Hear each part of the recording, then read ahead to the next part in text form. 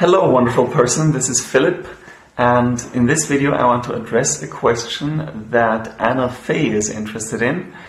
It's actually a very difficult question for me and probably for lots of Buddhists. It's simply, how do Buddhists deal with lice and fleas? The reason this is even a question, this even comes up, is that in Buddhism there is a training rule that pretty much all Buddhists adhere to, and that is to abstain from killing living beings or from killing breathing beings. That includes animals and insects, and of course lice and fleas are animals, they are insects, they are alive, they have eyes and ears, and basically they have what we have, just in a different version. They can see, hear, smell, taste, touch, or have feelings in the body, and they can think.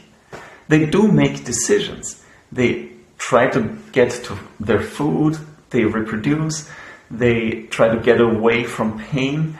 So they are like us, just somewhat different.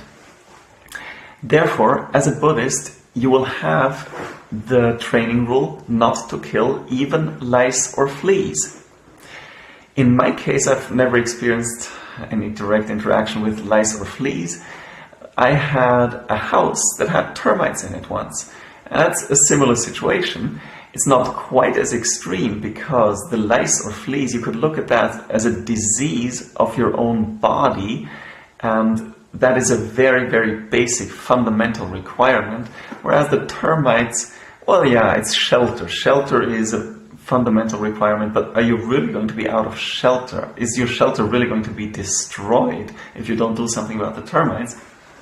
So those are difficult questions. And I'll say it up front, I don't have a perfect answer for you. I simply don't have the perfect solution for this kind of situation where it seems like you have no choice but to kill an animal or several animals in order to live or to live a happy and healthy life. Now I say it seems like you have no choice because maybe you do have a choice, and I want to give you some general thoughts on this entire topic because I've spent a lot of time thinking about it and feeling it out. So here are all the things that I think when it comes to this.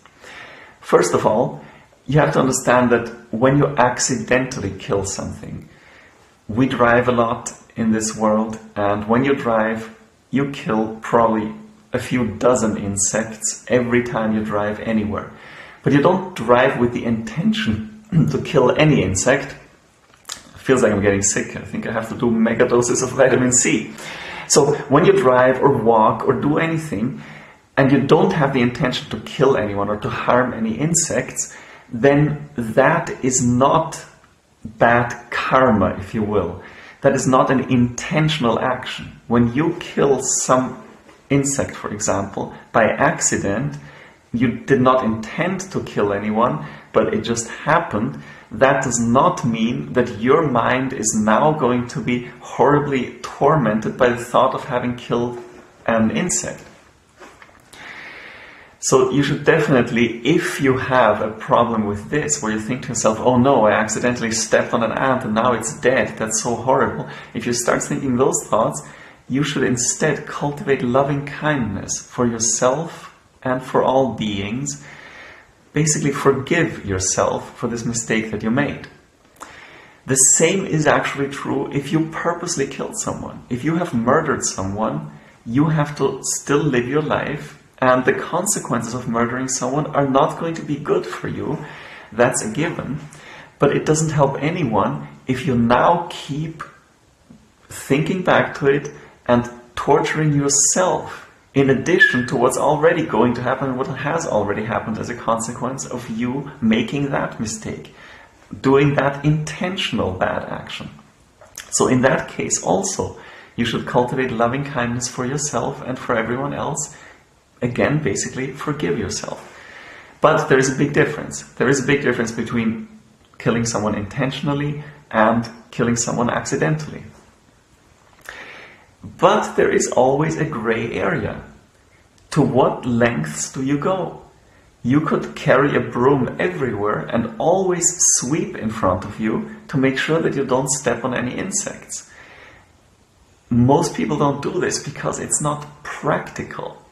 So you increase the chance of killing insects, or even just driving. If you go for a drive just for fun, you're not really getting much out of it other than a little bit of fun, and you know statistically a few dozen insects are going to die. Is that very nice of you? I don't know. I wouldn't worry about those things too much. Now, if you have a disease of some kind, and your intention is to get rid of that disease, to be healed, and in the process you kill the pathogen. This could be a virus, bacteria, a fungus, worms. I would say even lice and fleas might be in that category. If you have the intention to be healthy and you don't have the intention to kill them, it's certainly not going to be the same thing as just going and killing someone for fun or because you want even more money than you already had. There are a lot of decisions that you will just have to make on a personal basis. One example I can think of is if I had lice in my hair, I would definitely shave my head, even if that doesn't totally get rid of the infestation. It will basically save all those lice and their eggs that are currently in my hair, because then I can just put them out and I won't have to kill them. Now, this might be stupid if you want to look at it in the materialistic big picture, because they're probably just going to starve anyway. They're basically just going to die a horrible death anyway. But there is still the intention. The intention that I would have, shaving my hair off, would be to make it so that I don't have to kill those particular ones that are trapped in my hair just in order to become healthy. But if there are still, honestly, I don't know how lice work. If after you've shaved all the hair off, they're still somehow in your scalp and you have to kill them to become healthy again, I would probably do that. Now, there's another aspect to this. Same thing with the termites.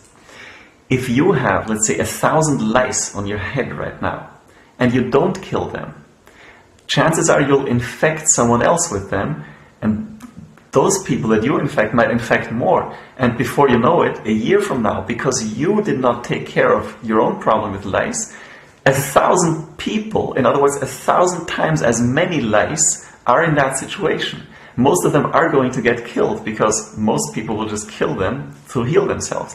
So really, by not taking care of the problem while it was on your head, you have created a situation where there are lots of living beings that have come into this world only to be killed because they're considered pathogens. So if you intellectualize like this, which I don't recommend, but if you do, there's one good thing that comes out of this kind of thought process, and that is you start to see that this whole thing, this world that we live in, is just a little bit more complicated than the very simple basic rules. So, yeah, of course you try never to intentionally kill any living being, but that doesn't mean you reject anything that has to do with killing, because eventually you won't be able to.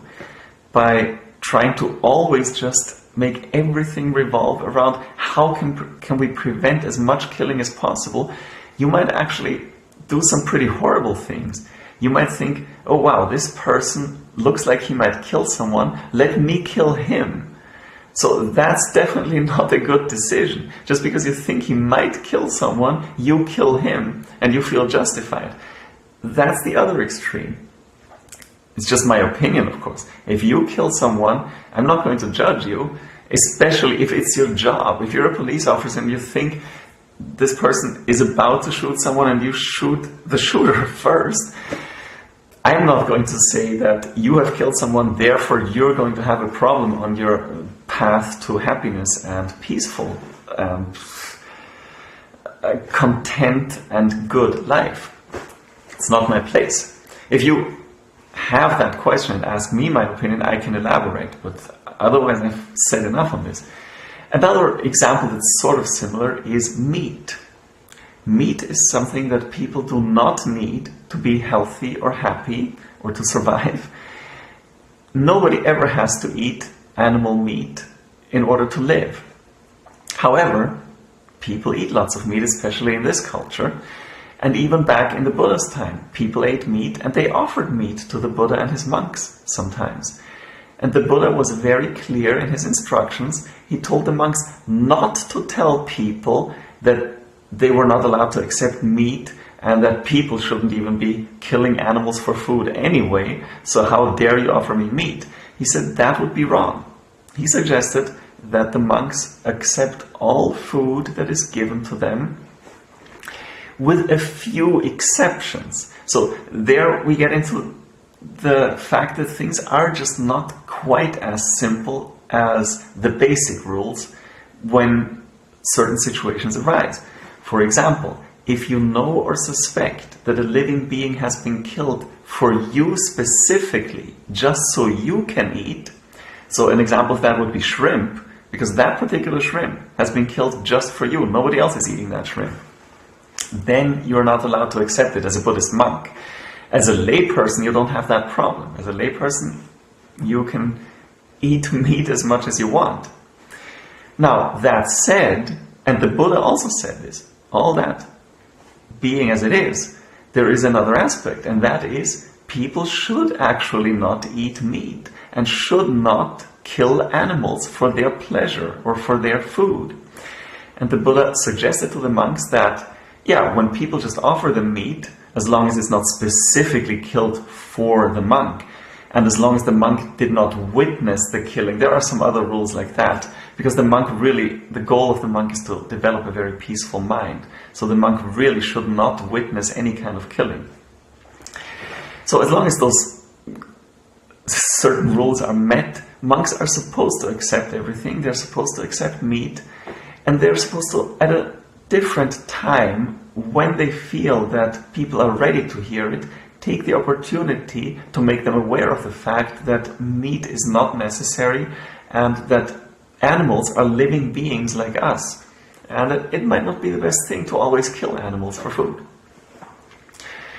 So those are sort of the gray areas when it comes to other beings whose interests seem to be in stark contradiction with our own interests. It is a little bit more complicated than just saying, oh no, I'm never going to kill anyone at all. But it's not much more complicated than that. And the main point always in the Buddha's teaching is your intention. Even if you end up yourself slaughtering an animal and eating it, there is still a big difference as to whether you do this because you think this is a great thing to do, you enjoy it, you like killing that animal, or whether your intention is simply to feed yourself so you can survive. That is a huge difference. To the animal, it makes no difference. It really makes no difference at all, except to your own mind, which is what the practice is ultimately all about. You want to develop a peaceful mind. And by doing something that you consider a necessity, by having a good intention, and in the process you end up doing something that also causes harm, it's a totally different story compared to having a bad intention, wanting to do harm, and then also doing harm. Those are my thoughts on this very difficult question, what to do about lice and fleas. I hope this helps. I definitely welcome any comments, suggestions, any input at all. Thanks for listening and have a good day.